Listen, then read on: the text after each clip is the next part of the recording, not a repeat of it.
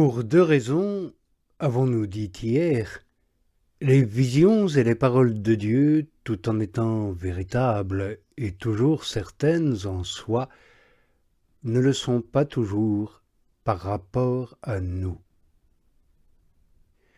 La première raison, à cause de notre manière défectueuse de les comprendre, et la seconde, à cause de leurs motifs ou fondements qui sont variables et viennent de la dépendance qu'elles ont de ce qui les cause, dépendance qui les rend combinatoires et conditionnelles. Aussi faut-il sous-entendre, si on ne s'amende pas de tel vice, ou si telle chose se fait ou ne se fait pas, bien que la parole prise en elle-même soit absolue.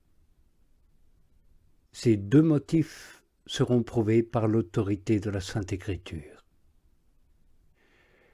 Regardant le premier motif, il est clair que ces révélations ne sont pas toujours et n'arrivent pas toujours selon notre manière de les comprendre. La cause en est que Dieu, étant un abîme d'immensité et de profondeur, donne ordinairement à ses prophéties, paroles ou révélations d'autres conceptions que les nôtres, et un sens bien différent de celui que nous comprenons en général de prime abord. Ces révélations sont en elles-mêmes d'autant plus véritables et plus certaines qu'elles nous le paraissent moins. C'est là ce que nous voyons à chaque pas dans la Sainte Écriture.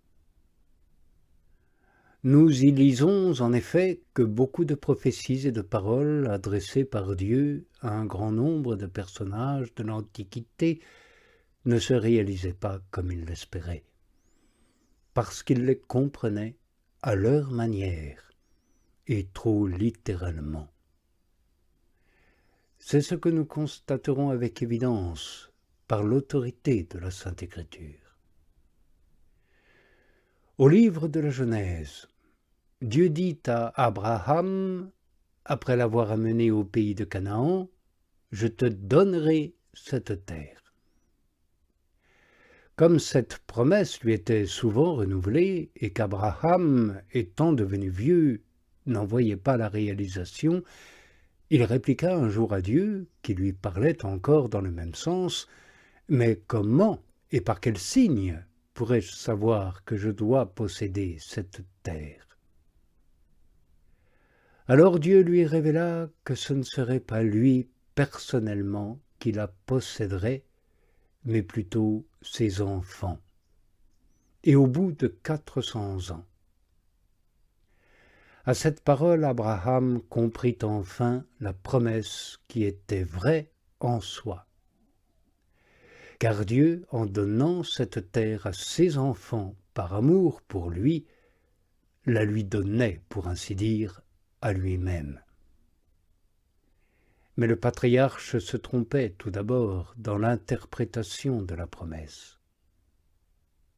S'il avait agi alors d'après le sens qu'il donnait à la prophétie, il aurait pu se tromper grandement, puisque la promesse ne devait pas se réaliser de son temps. Et ceux qui l'auraient vu mourir alors, après lui avoir entendu dire que Dieu la lui avait promise, auraient été troublés dans leur foi, et se seraient imaginé que la prophétie était fausse. Un fait semblable arriva à son petit-fils Jacob, à l'époque où Joseph l'appela en Égypte à cause de la famine qui désolait le pays de Canaan. Lorsqu'il était en route, Dieu lui apparut et lui dit « Jacob, ne crains pas, descends en Égypte, j'y descendrai avec toi, et quand tu sortiras, c'est moi-même qui t'en tirera et serai ton guide. » Or, l'événement ne se réalisa pas comme ces paroles semblaient naturellement l'annoncer. Nous savons en effet que le saint vieillard Jacob mourut en Égypte et n'en sortit point vivant. La promesse devait s'accomplir, mais dans ses enfants, que Dieu retira de l'Égypte beaucoup d'années plus tard et à qui il servit de guide dans le chemin vers la terre promise. On voit donc clairement que quiconque, ayant eu connaissance de la promesse de Dieu à Jacob, aurait pu regarder, comme certain, que Jacob, étant entré personnellement et vivant en Égypte par l'ordre de Dieu et sous sa protection, devait aussi personnellement en sortir vivant. C'était en effet de la même manière et dans la même forme que Dieu lui avait annoncé la sortie d'Égypte et le secours qu'il lui assurerait. On se serait donc trompé. Et on aurait été étonné quand, le voyant mourir en Égypte, on aurait vu que la promesse ne se réalisait pas comme on l'espérait. Aussi, bien que les paroles de Dieu soient très véritables en elles-mêmes, elles peuvent nous occasionner beaucoup d'illusions.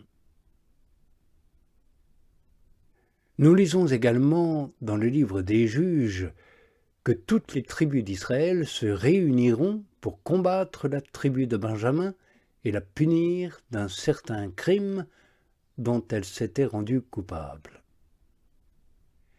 Dieu leur ayant donné un chef pour faire cette guerre, les Israélites considérèrent la victoire comme absolument certaine. Mais ils furent battus et perdirent 20 000 des leurs. Aussi, ils furent tous étonnés et passèrent tout le jour à pleurer devant le Seigneur. Ils ne comprenaient pas pourquoi ils avaient été battus après avoir été assurés de la victoire. Ils demandèrent à Dieu s'ils devaient combattre de nouveau, et il leur fut répondu qu'ils devaient de nouveau livrer la bataille contre Benjamin. Comme ils étaient assurés cette fois de la victoire, ils combattirent avec le plus grand courage. Mais ils furent encore vaincus et perdirent 18 000 hommes. Dans la confusion extrême où ils se trouvaient, ils ne savaient plus que faire. Ils voyaient que Dieu leur commandait de combattre, et ils étaient toujours défaits, surtout quand ils dépassaient de beaucoup leurs adversaires, en nombre et en force, car les soldats de la tribu de Benjamin n'étaient que 25 700, tandis qu'eux-mêmes étaient 400 000. Ils se trompaient donc dans la manière d'interpréter la parole de Dieu, qui pourtant n'était pas trompeuse. En effet, Dieu ne leur avait pas dit qu'ils seraient vainqueurs, mais qu'ils devaient combattre. Et par ces défaites, il voulait les punir d'une certaine négligence et de leur présomption en les humiliant. Quand à la fin, Dieu leur répondit qu'ils vaincraient, ils remportèrent en effet la victoire à force de courage et de persévérance. C'est de cette manière et de beaucoup d'autres que les âmes se trompent au sujet des révélations et des paroles de Dieu. Elles les prennent soit trop à la lettre, soit pas assez, et n'en considèrent que l'écorce. Or, comme on l'a déjà donné à comprendre, le dessein principal de Dieu dans ses communications est de donner, de communiquer le fruit spirituel qui est renfermé dans ses paroles. Et c'est là ce qu'il est très difficile de comprendre. Car ce fruit est beaucoup plus abondant que celui de la lettre. Il est bien plus extraordinaire et en dépasse toutes les limites. Voilà pourquoi celui qui veut s'attacher à la lettre de la révélation, à la forme ou à l'image sensible de la vision, ne peut manquer de tomber dans une grande illusion et de se trouver ensuite tout honteux et couvert de confusion. Il s'est laissé guider par les sens au lieu de se détacher du sensible pour se disposer à recevoir les lumières de l'Esprit de Dieu. Saint Paul l'a dit, la lettre tue, mais l'Esprit vivifie.